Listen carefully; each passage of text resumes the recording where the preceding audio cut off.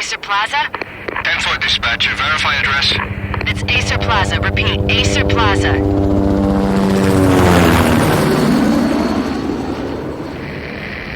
Shots fired on the rooftop. An assault in progress at Acer Plaza. Repeat, an assault in progress.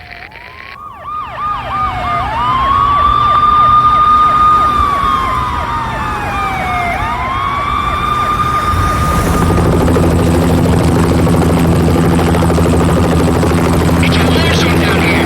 1085 dispatcher, need additional units. Additional units now. Officer in danger. Officer in danger. 10-5, please repeat. 10-5, all units, emergency. Officer in danger, Acer Plaza. Repeat, Acer Plaza, all units. They were all dead. The final gunshot was an exclamation mark to everything that had led to this point.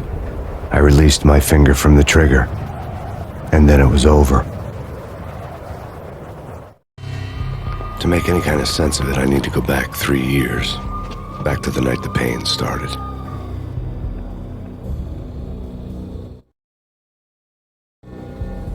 I was still on the force back then. NYPD, Manhattan, Midtown North Precinct, Hell's Kitchen. So when are you coming to work for me, Detective Payne? You'd make me work undercover in some hellhole. Sorry, Alex. Michelle and the baby come first. See? My last smoke. It's bad for the baby. That's you, Max. A regular Boy Scout. See, Alex? Still on for poker Thursday night, right? Like taking candy from a baby. Life was good. The sun setting on a sweet summer's day. The smell of freshly mowed lawns. The sounds of children playing. A house across the river on the Jersey side. Beautiful wife and a baby girl. The American dream come true. Honey, I'm home. But dreams have a nasty habit of going bad when you're not looking.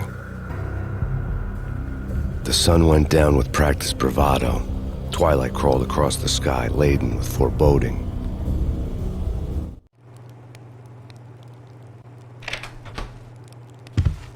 Michelle, honey, anybody home? I didn't like the way the show started. They'd given me the best seat in the house, front row center. Something ugly had been tattooed on the wall, a map of things to come. It was a poisoned syringe, a magic tag full of diabolical meanings.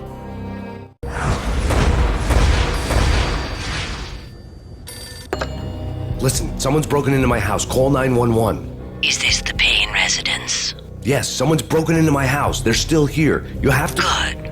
I'm afraid I cannot help you. Who is this? Hello?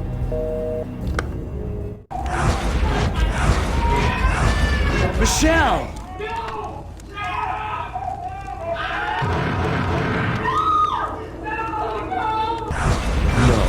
No, please God, no.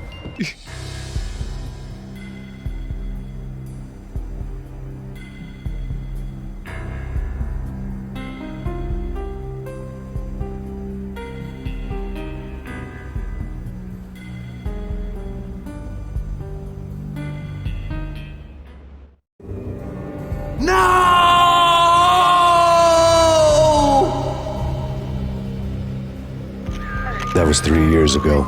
Everything ripped apart in a New York minute. The killer junkies had been high on a previously unknown designer drug, Valkyr, V. After the funeral, I told Alex I'd be transferring to the DEA. It took us 3 long years to get a break in the Valkyr case. Then, finally, 2 months ago, a dime dropper tipped us off that Jack Lupino, a mob boss in the Punchinello crime family, was trafficking. I went undercover. Infiltrated the worst mafia family in New York.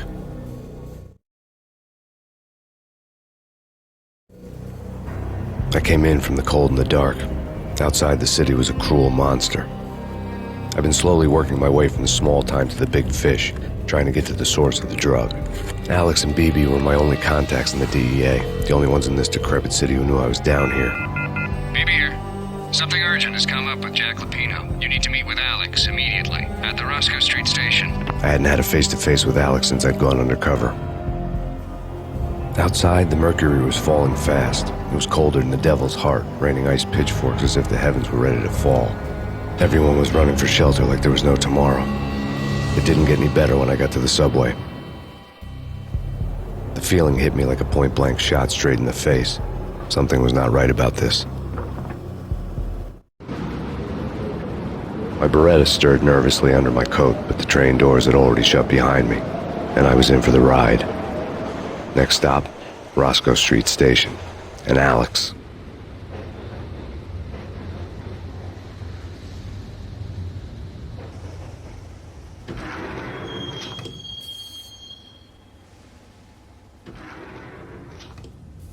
The station was drenched in gloom. Alex was a ghost, nowhere to be seen.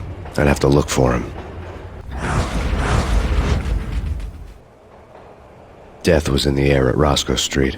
I'd have to find Alex fast.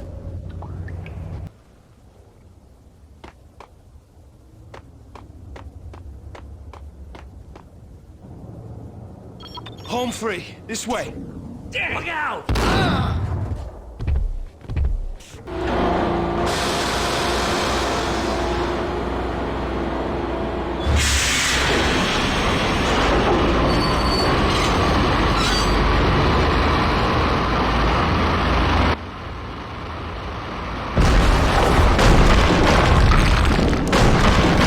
So much for being... The rusty door led to an abandoned part of the station, closed off since the early 40s. Something big was going down at Roscoe Street. Maybe that's why Alex had wanted to meet me here. Maybe not. One way or the other, I was gonna find out.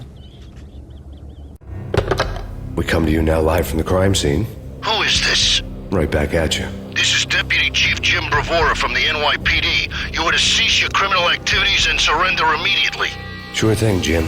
Me and the boys have been talking, and everyone's real sorry. They'll never do it again. Who the hell is this? Being placed at the scene of a bank robbery wouldn't have tipped the odds in my favor.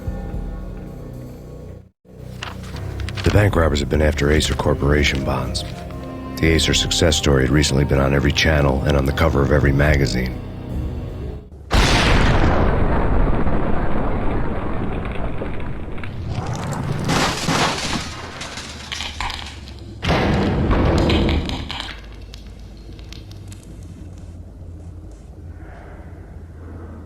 Hold it! Max! Jesus, you almost gave me a heart attack! I nearly shot you! Alex, I'm glad to see you. What the hell's going on? There are more corpses here than at the city morgue! It's an armed robbery, a tunnel job straight to the Roscoe Bank vault through the old station wall. Is this why? This is Lupino's gig? This is Lupino's doing? Lupino's men? Really? You sure know how to pick a place? Can you get through? No, it's locked. We gotta get out of here. If it's Lupino, it's... Alex? Alex! There was nothing I could do. He was dead. I could tell by the empty, accusing stare of his eyes.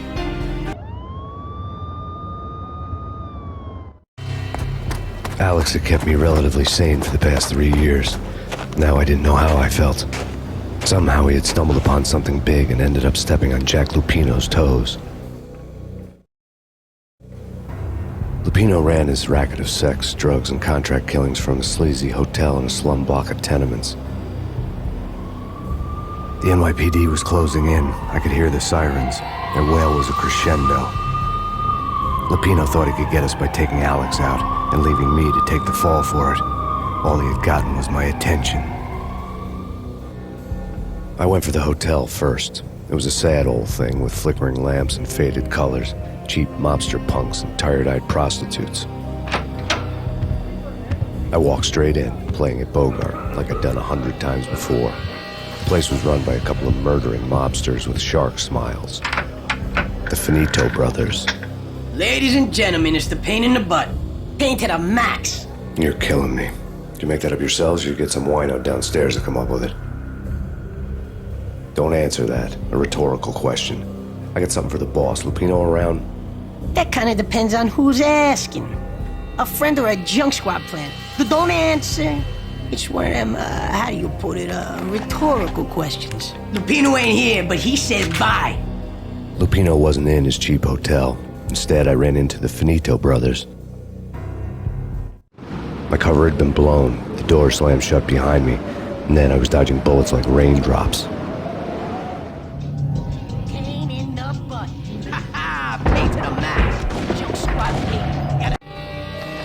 I had met Lupino only once. The gangster ran all his rackets through his right-hand man, Vinny Gagniti.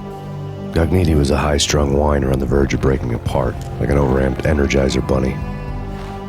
He had the brains to run the business, but he lacked the balls, always falling short, taking his frustration out on underage addicts and call girls. The V deal goes down at your hotel. Jack's exact words, quote, "Vinny, you're in charge of this one," unquote. Rico Muerte's coming to see it through. Anything goes wrong and everybody's gonna get dead. Goes double for you. Treat this guy real good. Anything he wants, you give him. Don't screw this up or you're finito, finitos. A V deal meant added security, locked doors, and lots of nervous thugs with itchy trigger fingers. I'd seen nothing coming in, but that didn't mean it hadn't been there. Rico Muerte was a regular Kaiser Soze, a spook story told to keep the apes in line. 313. The Finitos had scribbled Muerte's room number on the note's margin. Tonight, the city's fight against the nightmare drug Valkyr took a turn for the worse, as DEA Special Agent Alex Balder was found brutally slain at the Roscoe Street subway station. A suspect was seen leaving the site only moments after the shots had been fired, and the NYPD is currently in pursuit of Max Payne, a repeated felon believed to be armed and extremely dangerous. And now the weather. The worst winter storm in recorded history continues to pound the city. Our investigation had turned up nothing to link Angelo Punchinello, the head of the Punchinello family, to Valkyr. All tracks had ended with Jack Lupino. The letter in Muerte's room was signed by the Don himself. It was the first hint that the Kingpin knew what was brewing inside his syndicate. The trouble you got into after the Chicago screw-up. The Punchinello family bailed you out. You have been waiting for a chance to pay us back. One of our trusted boys has a monkey the size of King Kong on his back. We need your special skills for backup on a major deal. Collecting evidence had gotten old a few hundred bullets back. I was already so far past the point of no return I couldn't even remember what it looked like when I had passed it. The diary belonged to a hooker named Candy Dawn. The read would have made a vice cop blush. Had talks with the mystery hag over the phone again. Sent her the latest One-Eyed Alfred tape. As long as the hag keeps paying for the tapes, the old man could come every day for all I care. She had a nice sideline, making secret X-rated flicks of her clients and selling them to the highest bidder. It would get her killed if her V-fix for the day didn't do it first. The old service elevator rumbled down to the bowels of Jack Lupino's hotel.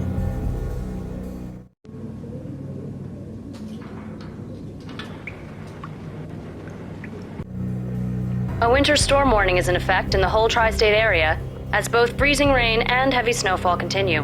Many roadways are already closed, and people are advised to stay indoors. The severe blizzard has ravaged New York for 3 days now, with no end in sight. We'd been snowed from the start in the Valkyr case. The forecast said there was plenty more where that had come from. But the snowbound city was on my side. Less chance of innocent bystanders getting caught in the crossfire. A dead man tied to a chair lay on the boiler room floor. Captain Baseball Bat Boy has an unbeatable track record in superhero death matches. But a 6-pack of root beer gets me every time. The murder weapon was a baseball bat, now lying in a pool of drying blood next to a newspaper folded open on a Captain Baseball Bat Boy comic strip. 2 mad dog killers, ready to murder each other. They step into the next room, and I'm thinking, now they're gonna do it. But no, they sit down in front of a TV and solve their differences with the Kung Fu fighting video game. I tell you, Candy, I was so depressed, I strangled them both with the video game cables. Oh, Rico, you're so bad. I am, ain't I? Rico Muerte, big-time hustler. Who the hell? It's that cop. Muerte went for his gun. There was an old telephone switchboard in the back room of the reception area, the kind that made phone tapping child's play. It wasn't hard to picture a fat pimp sweating with headphones on, listening to his hookers talk dirty and fake orgasms over a web of party lines, the blood veins of New York. Right now, there was a different set of moans and groans going on. Boss, Cornelia, there's Max Payne. He came, started capping us. He killed him.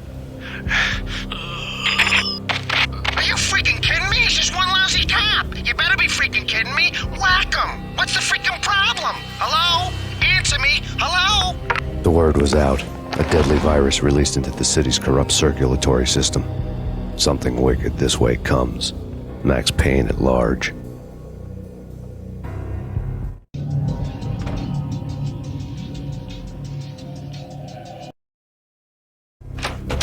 Turn around, walk away, blow town. That would have been the smart thing to do. Guess I wasn't that smart. Lupino's tenement buildings were a seedy hangout for all kinds of sleaze. A liquor store, a pawn shop, a laundromat full of mobster bookies and loan sharks. The list went on. The how and why of it was a mystery to me, but they knew I was a cop. They knew I was coming, and they were going to get real trigger-happy about it. I got to see Lupino's hangout all lit up. A bomb went off, turning snow into liquid gold. A pillar of fire lifted the remains of a car straight up into the air. The flames were highlighted on the hood of a black Mercedes-Benz as it coasted down the street real slow, as if the driver didn't have a worry in the world. I got a good look at the man riding shotgun. It was Vladimir, the head of the local Russian mob, the fly in Don Punchinello's soup. The ringing in my ears was the sound of a mob war being waged.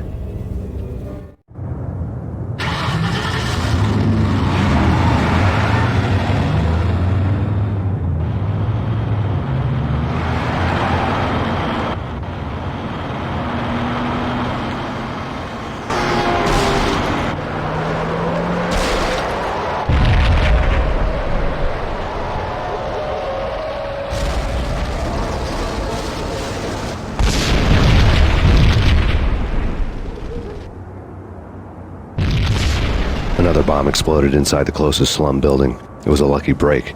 The goons inside were spooked, but luck always came with a price tag. More bombs could still be ticking inside, and the cops would already be on their way. The headlines were screaming bloody murder. The storm was a screaming duet with the approaching prowl car sirens. It was all a scream when you were down for the count and wanted for murder.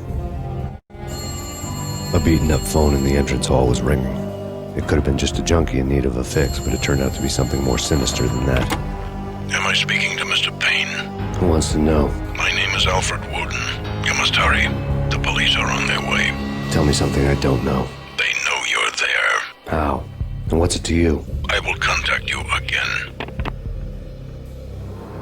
The cops arrived, sirens singing in the off-key harmony of a manic-depressive choir. I had a few minutes while the SWAT team would go through their usual routine. By the time they busted in, I needed to be long gone. Max Payne, this is Deputy Chief Jim Bravura from the NYPD. Drop your weapons and come out with your hands above your head. Suddenly it all made sense. The bombs, the Russian mob boss making an appearance in person. Gagniti was his usual self, all talk and no walk. After our hit, the Russian has only a couple of guns left, and they can be bought. There's no freaking way he has the guts to try anything after that. As it turned out, the Russian had plenty of guts. One thing you could count on, you push a man too far, and sooner or later he'd start pushing back. The bombs had destroyed all the stairs up to Lupino's office. The alternate route led there by way of adjoining rooftops. To get to the roof, I'd need to get to the elevator through the locked door up ahead. No, don't shoot. You know the clowns at the laundry? Me? No. You're no good to me then. What? No, the laundry, yeah. I know him, yeah. Get me in there. New York City is in crisis tonight, with reports of Valkyr-related gang war in the streets of the Bronx. Apparently, Max Payne, wanted for questioning in connection with the slaying of a DEA special agent earlier tonight, is waging a one-man war against his former partners in crime. Among the listed casualties so far are notorious mafia members Joey and Virgilio Finito, as well as Rico Muerte, himself a fugitive from the law, and a suspect for several murders in the Chicago area. The NYPD has been placed on full alert. A citywide APB has been put out on Max Payne. Deputy Chief Jim Bravura has promised to take whatever steps necessary to bring him to justice. What those steps may be remains to be seen. For NYCNN TV News, this is Kira Silver.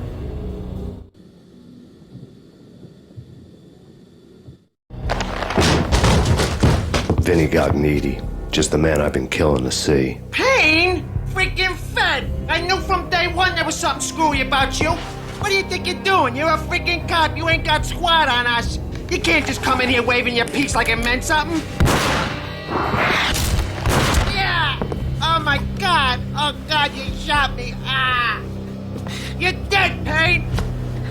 What the hell are you waiting for, you apes? Kill him! Kill him! With pleasure, boss. Gognitti bailed. I made like Chow Yun Fat.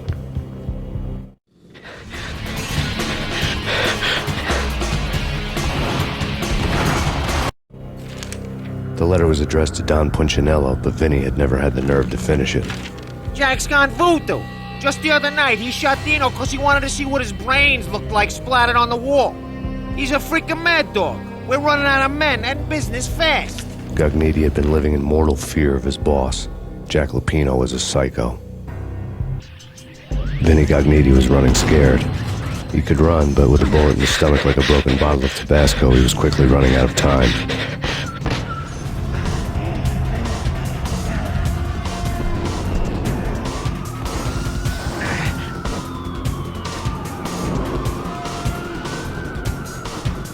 Gognitti hitched a ride. To catch him, I'd have to follow his lead.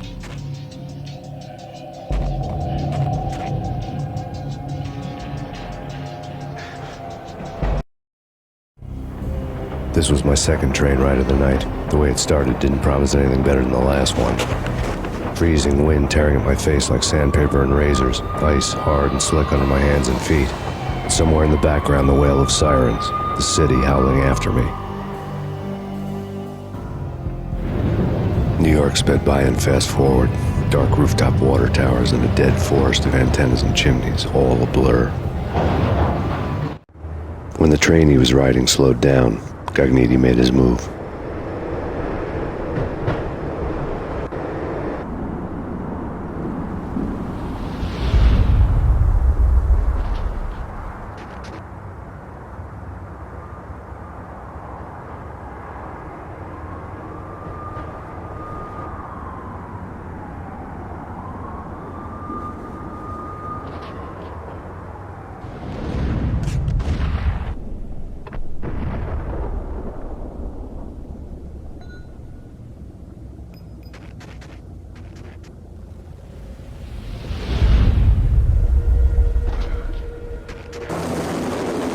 It's Payne! He's coming down the stairs! Shoot the bastard! Okay, boss, you got it. No problem. Hey!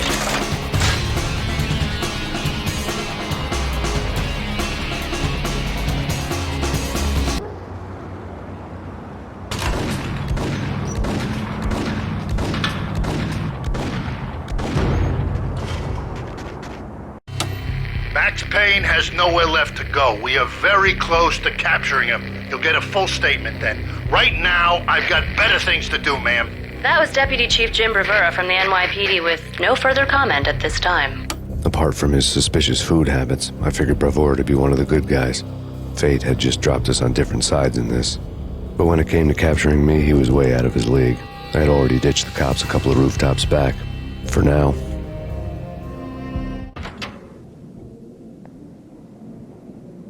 Open, goddammit! Payne! I'll kill you, you lousy freaking... Gognitti ran out of steam in a dead-end alley with steam boiling out of the sewer grates like all the fires of hell were burning high beneath us. It was shakedown time. Where's Lupino? Screw you! Bad start, Vinny. Ah! Police brutality! I rate pretty high on that. You can't just hurt me in cold blood? Just keep telling yourself that. Listen good, Candyman. I'm not gonna be anybody's fall guy. I want to know where your boss is hiding. There was no glory in this. I hadn't asked for this crap. Trouble had come to me in big dark swarms. The good and the just were like gold dust in the city. I had no illusions. I was not one of them. I was no hero. Just me and the gun and the crook. My options had decreased to a singular course. I'll tell you, just don't hurt me no more. Lupino's at Ragnarok, the nightclub. Book me, take me home into the freaking jail, just don't hurt me. Your rights will be read at your funeral. Ragnarok was Lupino's private nightclub, a den of drugs built into an old theater. I knew what waited inside.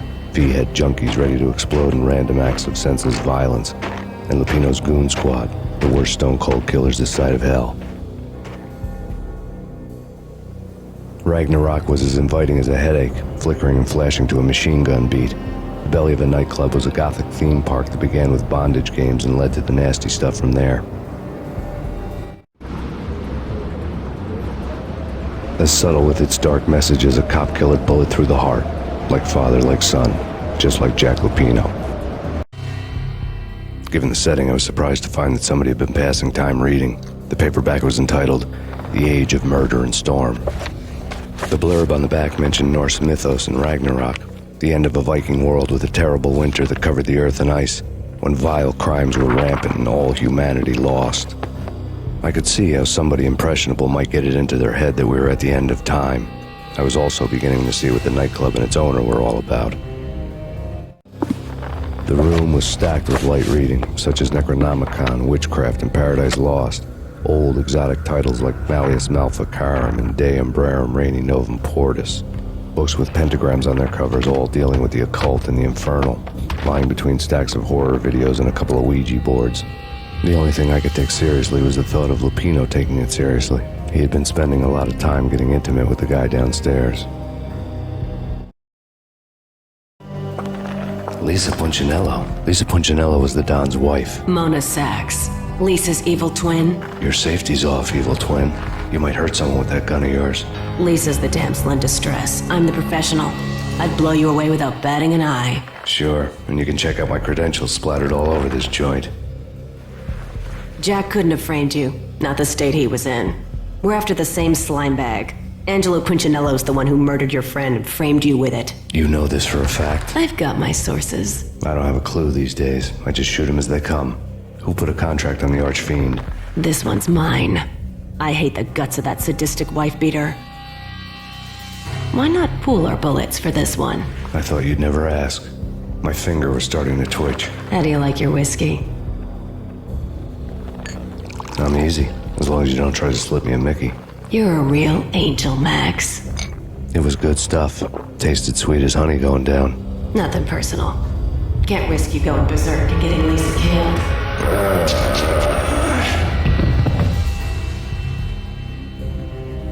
The nightmare was always the same. Violent shapes moving in darkness, old and ugly. The killer's mad laughter was a riddle filled with wicked innuendo.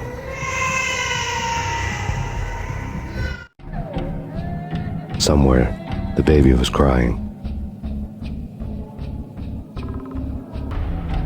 Should've known it when we found you snoring next to Lupino's corpse. A comedian.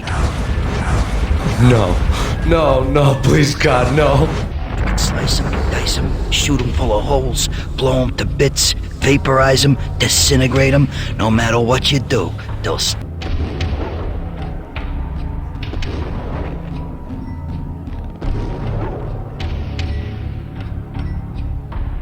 Murderer! You killed her! Nothing like that ever happens in the real world.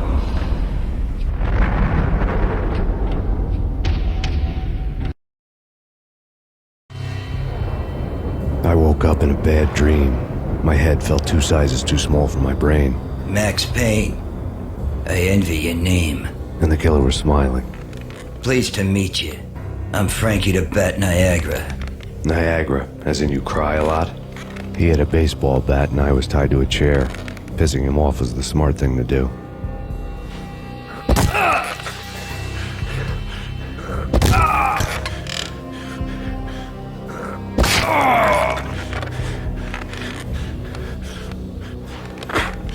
Nothing wrong with a little laugh now and then. Take me, for example. I love to watch cartoons. Cartoon violence is a fascinating thing. Let's take a break. I need to take a leak and maybe grab a cold one at the bar. Don't worry. I'll be back to finish this off. And then, it's checkout time. You play, you pay, you bastard. He swaggered out, and the door clanged shut behind him, locks clicking into place. Everyone makes mistakes. Mine hadn't been to crack jokes about the goon with the bat. He'd have cracked my skull regardless. It hadn't even been to trust a girl with a gun. I had blindly gone after the first bad guy on my hit list when I should have been aiming further up the ladder, at the head of the Punchinello family. I couldn't bring myself to be pissed at Mona. Guess I had a soft spot for her pretty face.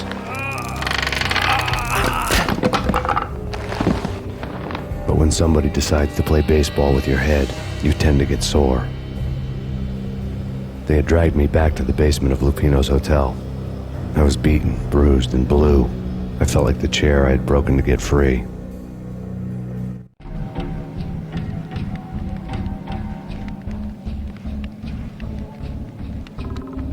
All I had was Niagara's bat, sticky with my own blood. Frankie had left his calling card, a Captain Baseball Bat Boy strip, next to a sewer passage filled with bodies. You'd better not mess with Captain Baseball Bat Boy. Even my archenemy, Bicycle Helmet Girl, swoons at the sight of me. Aha! There were enough corpses to put a mass murderer to shame. The men in blue had come and gone. They had decorated the place with chalk outlines and tied it together with yellow tape. The cops who had stayed behind were dead. Frankie, his boys, and I had the place all for ourselves. Forget about it. Just forget about it. Hey, just forget about it. Hey, forget about it. Just forget about it. Hey, just forget about it. That crazy witch, you should have heard her. She was a real scream when the boys caught her trying to cap the Don. Oh, that's friggin' bad. To the trio? That's even worse than what Frankie's doing to that poor bastard downstairs. She's gonna take a long time to die. The mobster muscle on the phone was talking about Mona. Punchinello's trio were nothing but bad news. The fact remains that all the victims so far identified in the Ragnarok shooting have been known criminals, many of whom had large doses of V in their blood. Reliable sources say that Max Payne was also among those killed, although no body has been recovered at this time. Reliable sources. That meant somebody thought the Mafia had me, didn't want the cops snooping around anymore. The body would be delivered to them barely recognizable. Case closed. Don Punchinello had the power to be that reliable source, which was no news. But his news was old news. Framing me hadn't been enough. Don Punchinello had put a hit on me. He wanted me dead, and it had been important enough for him to give written instructions to Frankie about it. Max Payne should die like a dog for the trouble he's caused. Frankie, I know I can trust you to give this matter the dedication it needs. The hotel bar was fast developing quite a history. True to his words, Frankie was there, having a beer. Jesus Christ. How the hell did you get loose? Got bored waiting. Thought, what the hell, we could just as well finish this here.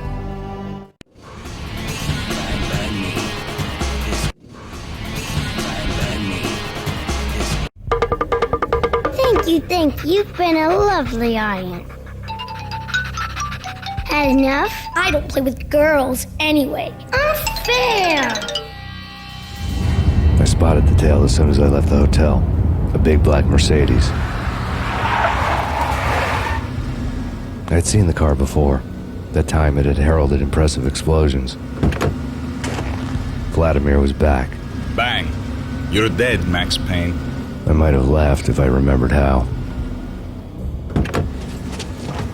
What's this supposed to be? Cops and robbers? Look, you want something with me? Get in line. Peace, man. Relax. You know you are a real news item. Armed and dangerous. I am going to make you an offer you can't refuse. I've always wanted to say that. It's a bum rap. I've been framed. Well, that's a moot point. Whatever you did or did not do, I'm sure you had good reason for doing it. Want to hear me out? I'm listening. Punchinello messing with V is bad for business all around. But that's not all. There is this guy, Boris Stein, used to pull jobs for me. He's the captain of the cargo ship Charon. Now the bastard turncoat has gone over to the other side, Punchinello's. The ship's loaded with high-res hardware, guns, my business. If Punchinello gets hold of that cargo, he's won and I have lost. And you'll have your work cut out for you. If you want to get to Punchinello, you will need heavy-duty persuaders. I am just the man to get them for you. Change the ship back under my flag, maybe pop 2 in the traitor Dime's head while you're at it. You'll get enough guns to start the apocalypse. You in or out? Let's get this show on the road. Vladimir was one of those old-time bad guys with honor and morals, which made him almost one of the good guys. None of us was a saint. The Brooklyn riverfront was a maze of rusty containers, sharp-boned cranes looming up from the snowstorm. On a night like this, you couldn't help but think of the dark army of dead men sleeping with the fishes, cement shoes in line. No Minotaur lurked in this labyrinth, but somewhere out there, on the clanking deck of his cargo freighter. Rico Muerte had come to town to do more than just sort out family troubles. Exhibits number 1, 2, and 3. Briefcase of money, a sniper rifle, and an envelope with one word neatly printed on a folded piece of expensive paper. Mayor. It didn't sound like a mafia contract at all. It was too cold and too to the point.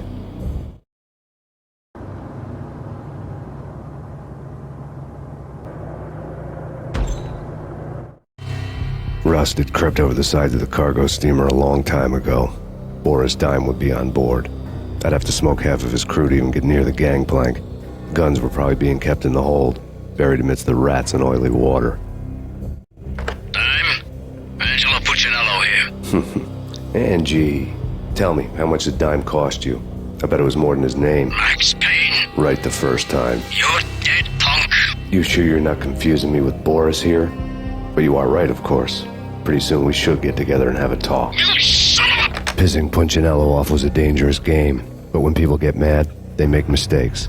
I should know. That's where I wanted Punchinello, mad enough to trip over his own feet, preferably into a grave. Tell the devil that Dime sent you.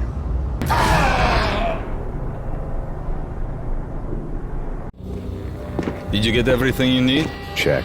I owe you. Anything you need. This is my solo. When I'm through, Punchinello won't be anybody's problem anymore. Clear as vodka. But anytime you get between a rock and a hard place, just whistle. This could be the beginning of a beautiful friendship. You really get a bang out of this big-time gangster act, don't you?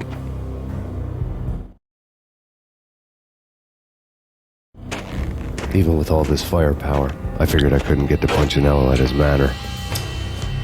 I could only hope that he wouldn't pass a chance to hear me beg to see he's won. This is Max Payne. I want to cut a deal. Payne, you're a dead man. That's what everybody keeps telling me. I got your ship and her cargo. I want to meet. No pain, no gain. Capiche? You know my restaurant? Yeah, I know it. 1 hour. Punchinello's restaurant had seen better days.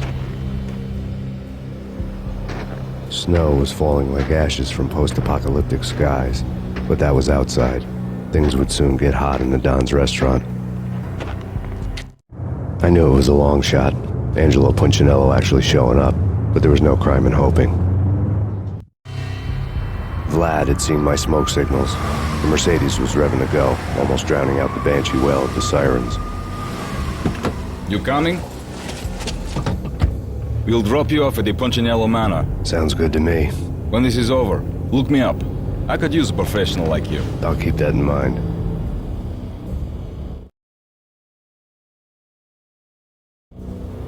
The night groaned with cold. The garden lights flickered nervously. In their light, the falling snow was dead white before the darkness ate it up. I had heard the stories. The trio were mad dogs. They'd have hung the heads of their enemies over the manor gates if the capo had only let them. Punchinello wanted pain. He'd see the pain. The trick in my situation was that there was no trick, no matter what the movies tell you. No rules, no secret mantra, no roadmap. It wasn't about how smart or how good you were. It was chaos and luck, and anyone who thought different was a fool. All you could do was to hang on madly, as long and as hard as you could. Someone had graciously left the back door open for me and killed the guards. My money was on Mona. I knew the trio would be standing between me and Punchinello. I had read their rap sheets, thick as phone books. No one would be walking out of here alive. The numbing cold of the broken night had followed me in. Upstairs, the trio tangoed down the manor halls to the silent rhythm of their murderous hearts. The blood of their victims rust on their lips. Vince Mugnano, Pilot Providence, a.k.a. Big Brother, and Joe Deadpan Salem. The pistol was a frozen lump in my hand, piercing the skin, gnawing me to the bone. Someone hadn't enjoyed the Don's hospitality. Someone with a flair for the dramatic. Someone who had let herself out of a locked cell and past a couple of armed guards. My thoughts were on Mona again. I could only hope she was a good enough gambler to walk away while she was still winning, before she'd run into the trio. The word on Lisa Punchinello was that she was a bit of a witch. The tarot cards on the kitchen table fit the picture. They weren't my kind of cards, but I was willing to take a crack at the hand Mrs. Punchinello had dealt. The first card was the tower. Maybe that was supposed to be the manor. It got easy after that. The devil was the master of the house, and death was me, coming for him. You're a real angel, Max. I couldn't tell whether it was Mona or her sister. The body was a mess. The sick bastard had really gotten a kick out of it. Seeing her lying there got me thinking about another woman's body on another bed. Got me thinking about a fallen cradle. Max Payne. Talk to me. Alfred Woden. You've got company. An armed helicopter just landed on the manor grounds. You must hurry. The more the merrier. Outside my door. Hurry. He's coming for me. You gotta hurry. Please. I could hear Punchinello on the phone begging for help. He should have been saying his goodbyes. Punchinello was a pushover. The moment I stepped into the room, he folded like a deuce before a royal flush. No, wait. I was just doing what I was told. I couldn't refuse. She's someone high up. Government, maybe. I don't know. He was trying to buy more sand for his hourglass. I wasn't selling any.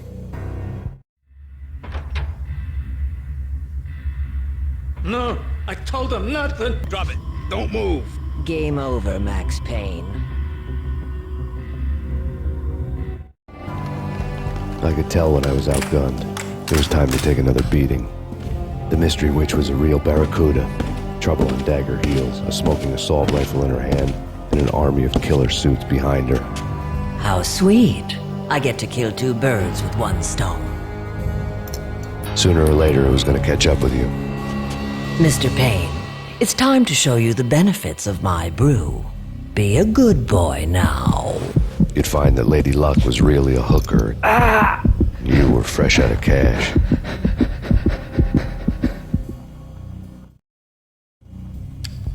Gentlemen, we're done here. Take me to Cold Steel. She had just given me an OD of Valkyr.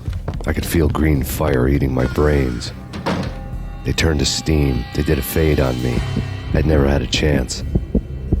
The witch had got me just as sure as if she put a gun to my head and pulled the trigger. The shadows rushed me, bruised mugshot faces hungry for revenge. They knew my weak spots and closed in for the kill. The floor turned into a vortex of green blood. I fell. The flesh of fallen angels. Max? Where are you, Max? Please. Max! No, Max! Murderer! You killed her!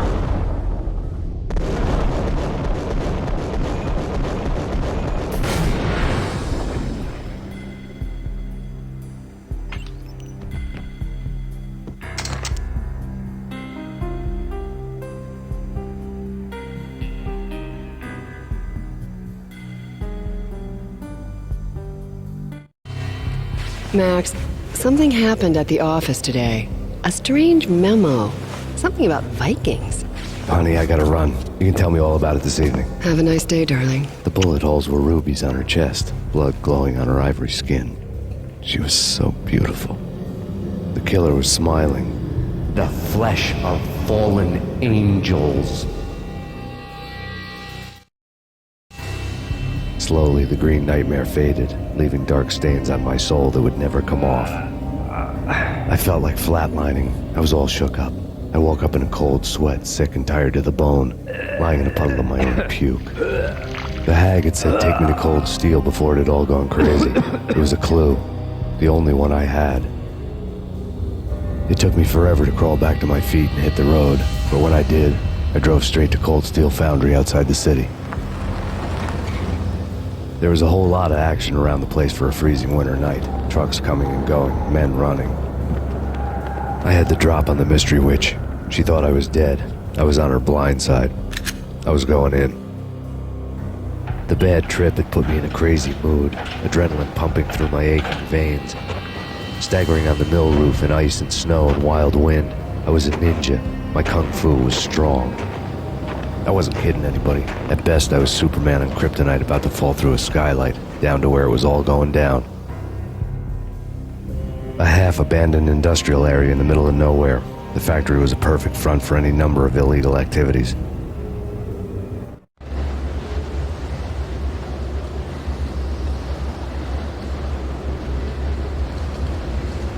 In the belly of the plant, molten metal boiled and bubbled like a witch's brew.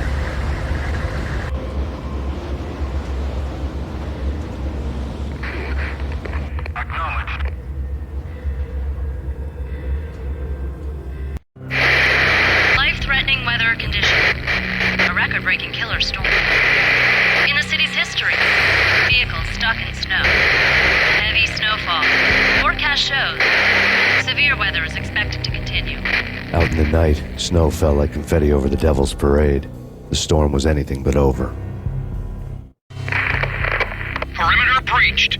The facility has been compromised. Repeat, the Deep Six has been compromised. Initiate Operation Deadeyes. The walkie-talkie military lingo could mean only one thing. They were getting ready to destroy the evidence and vanish into the night. I was so close. The hidden truths were just around the corner.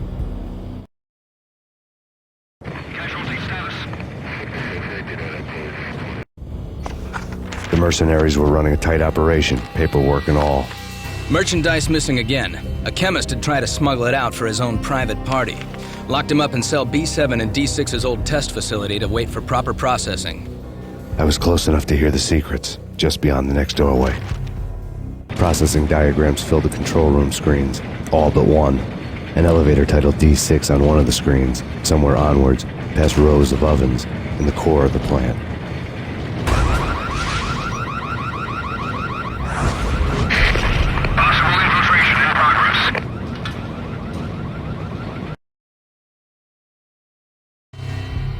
I had taken on the role of the mythic detective, Bogart as Marlowe, or as Sam Spade going after the Maltese Falcon to unravel all the mysteries.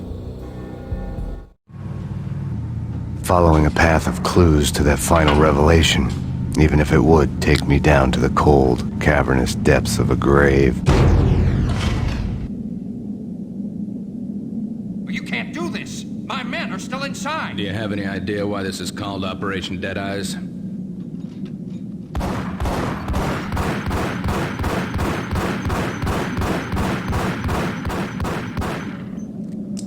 I think he's dead already.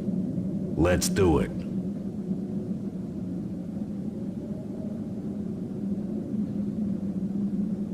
Attention all personnel. The self-destruction sequence has been initiated. Evacuate the complex immediately. There was an old army bunker under the steel mill. I knew the military plaque on the floor.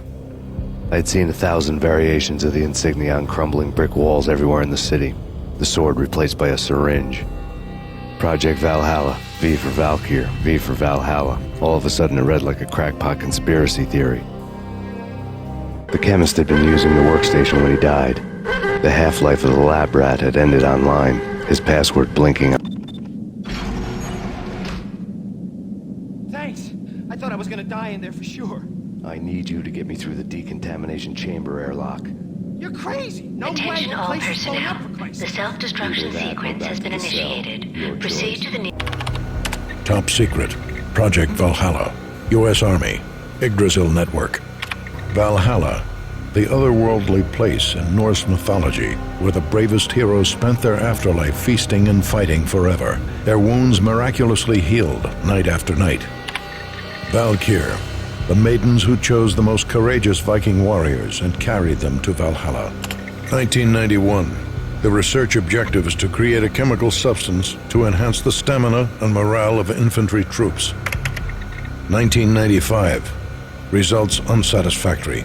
Project cancelled. Someone had decided to continue the sick experiment unauthorized.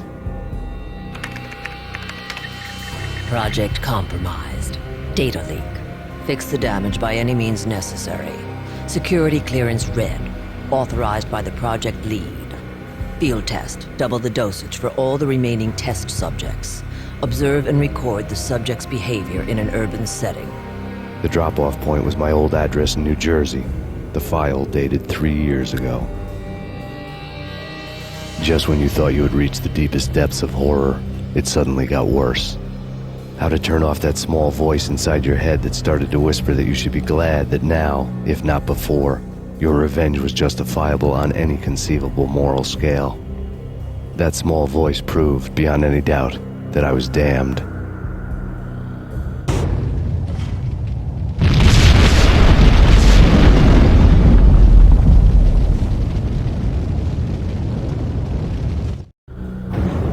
Piece together a jigsaw, and the final picture is you finishing that same puzzle. A mad, green-eyed killer standing behind you.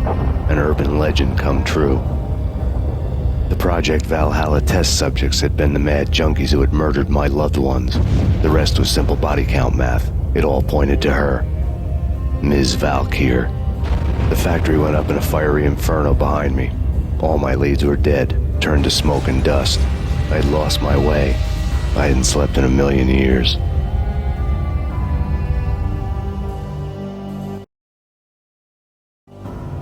I felt thin as death. I'd been living on an endless supply of week-old donuts. They were fuel for this crazy furnace inside my head. I couldn't remember when I had last seen the sun. I was on a permanent graveyard shift. When the darkness fell, New York City became something else, any old Sinatra song notwithstanding. Bad things happened in the night. On the streets of that other city, Noir York City. I was in an all-night diner, downing cup after cup of coffee that tasted like engine oil, when a new message from BB got me back on the killer track. What the hell happened at Roscoe Street? Maxie, I'm going out on a limb here. We need to talk this through, come up with a plan. 2:30 a.m., the Choir Communications Garage. The more I thought about Alex's murder and the frame-up, the more it felt like an inside job. I should have seen it coming. BB had sold me out, and now he wanted to finish what he'd started. The garage was dead.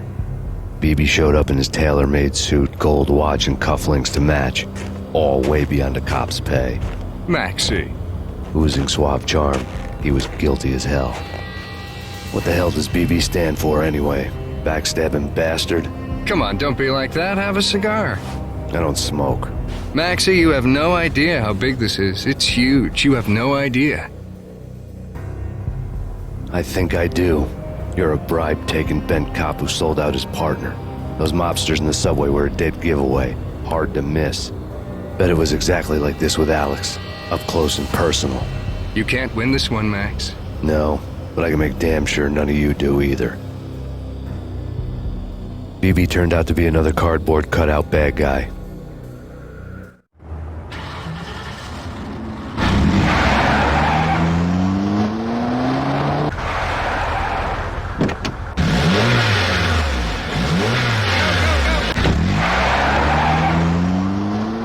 A bad cop on the take. A cowardly right-hand man fleeing from the scene, leaving his page. Reports of a fire at the Punchinello Manor in Westchester. The manor is the home of Angelo Punchinello, the alleged head of the Punchinello crime family. The police are now saying, contrary to their earlier statements, that Max Payne is still alive and at large. He continues his vendetta against the Mafia, of which this last act of arson is attributed to. I had no recollection of setting any fires, but I did remember the flames. Yeah. Max Payne? Whatever does it for you. This is Alfred Woden. I can give you the name of your enemy. Come to the Asgard building presently. We are expecting you.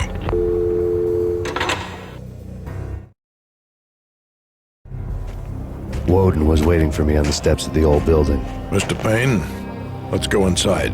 The others are anxious to begin. The others? Despite the general misconception, this building actually predates the City Hall by 2 years, thus being the oldest municipal building still in use here at the foot of the Brooklyn Bridge. No kidding. The old man played tour guide as he led me through a dark domed hall. The answers I was after loomed large ahead. Mr. Payne, I would like to introduce you to my colleagues in what we call the Inner Circle. You've been watching too much X-Files. You have seen the files on Project Valhalla. We can fill the gaps, provide you with the information missing from those files. We were all involved in the early stages of the project during the Gulf War. What's the catch? We would very much like to blow this thing wide open, but our hands are tied. Her name is Nicole Horn. She was the key figure in Project Valhalla. When the funding was discontinued, she simply refused to quit. She knew exactly what she had in her hands. Nicole Horn is the president of Acer Corporation. She has more than half the city in her pocket. This must be kept under wraps. If you try to go public with this, we will deny any knowledge. We need you to take her out. Afterwards, we can protect you.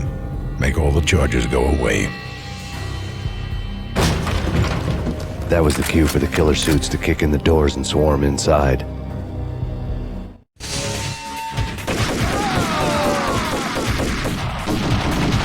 It was an impressive floor show, but I decided to leave early anyway. It was only a one-story fall. Lucky me. On screen, the so-called corpse of Alfred Woden stood up, miraculously waking from his dirt nap, looking smug among his dead pals. In the land of the blind, the one-eyed man is king. I didn't know how he'd pulled it off, but it was a pretty slick way to get out of all his promises. Most of what he had said fit too well to be a load of crap. And what is your answer to those saying that he's actually providing a service long overdue to the city? This crusade nonsense has gone too far. He's out of control. It must stop. He will be stopped. That was Deputy Chief Jim Rivera from the New York City Police Department. Nicole Horn had blackmailed the Inner Circle into silence. The tape came with a curt extortion note on a piece of expensive paper. I remembered Candy Dawn taping her clients in action on the side, selling the tapes to the highest bidder.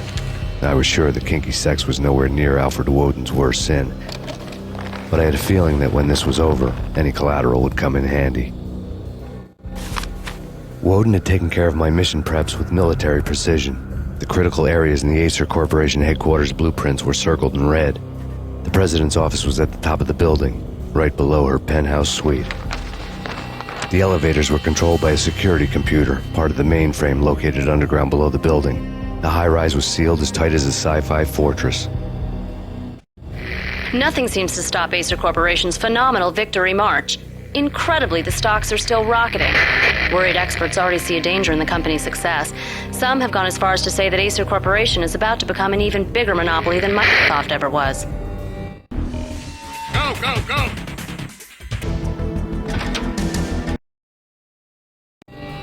I had dreamed of revenge. Those dreams were always nightmares, of coming close and then failing. Now I was close. I had a name to guide me, Nicole Horn. I had nothing to lose. Project Valhalla had not been the only thing the Inner Circle had been involved in. There were rows of cabinets full of files. The Serpentine Secret Society went back a long way, always pulling strings from the shadows. I couldn't say I was sorry. Woden's move in some Byzantine power game had cut the Circle's membership roster to 1. The old man wanted me on cleanup duty. It was my mess, too.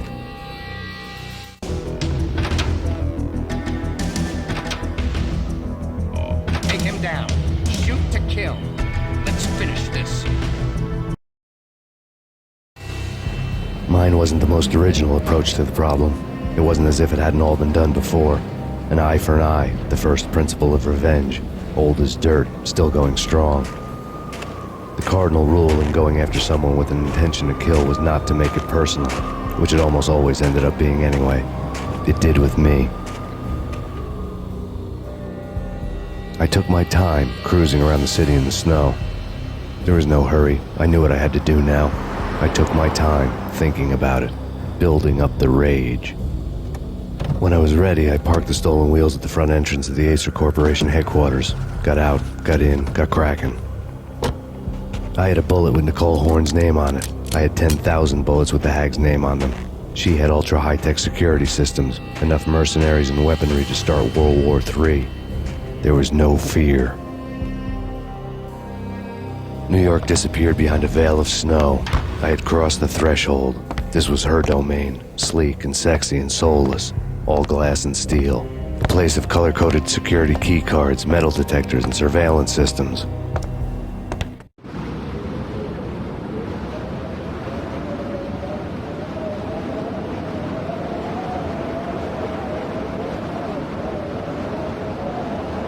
Colder than a walk-in fridge. Cold as a gun.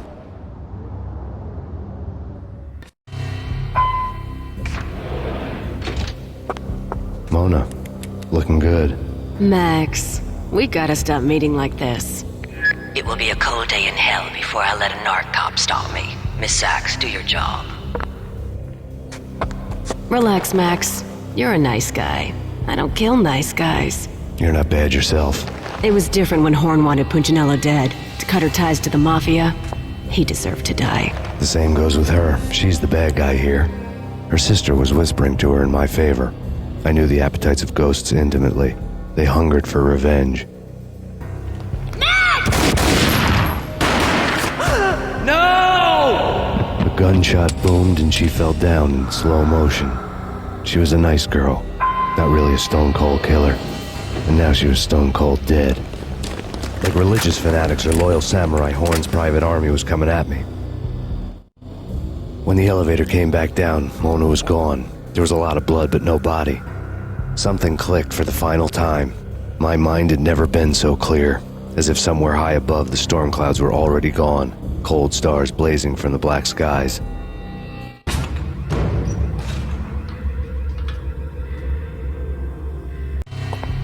Next to the printer was a neat stack of expensive paper. Hacking through Horn's computer would have unearthed files of criminal plans, strategies for world domination, spy helicopter reports, illegal wiretap recordings, internet porno, all of the above. Take your pick. I really didn't care anymore. I had seen too much of it already.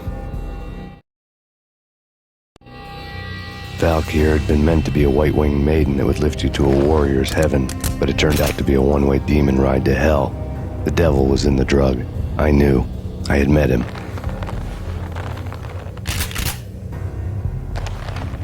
And now I was gonna kill her, the queen of the underworld who had tried to lift herself a bit closer to heaven with her drug money. No begging, no bribes. She knew better. Honor among killers. We who were about to die. Both of us knew how this would end, in pain and suffering. All this because your wife stuck her nose into things that were none of her business. The cops were coming to take me away. The sirens were like a bad conscience I couldn't shake. It's ridiculous you've made it this far. You won't be alive when they get here. Stop him!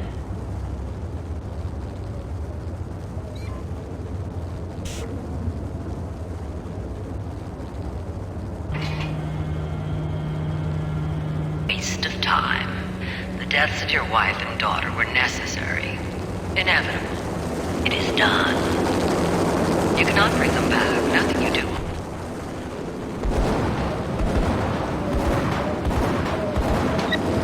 Roger that. Attempting to land now. It's gonna be tricky.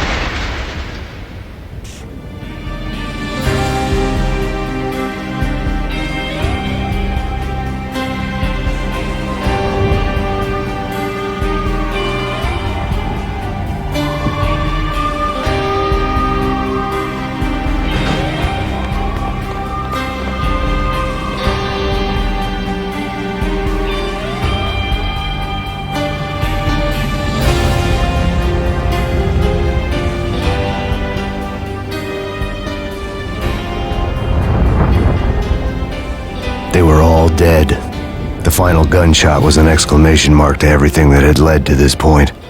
I released my finger from the trigger.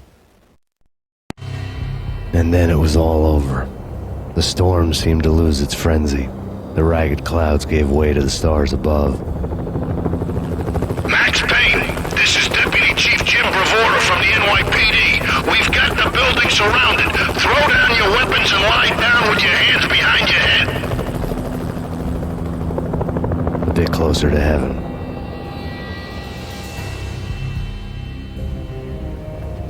The cops' voices were distant and muted. Freeze! NYPD! Hold it right there! My ghosts released me from their haunting. Down below, New York City glittered like diamonds on black velvet. You gave us one hell of a ride. Take him down to Central Booking. You heard the man. Woden was there in the crowd, standing by the sidelines. It wouldn't be over till the man with the patch would say so. He'd say the right words. I knew he would. He'd better. Woden grinned smugly. It was the grin of a winner. That made two of us.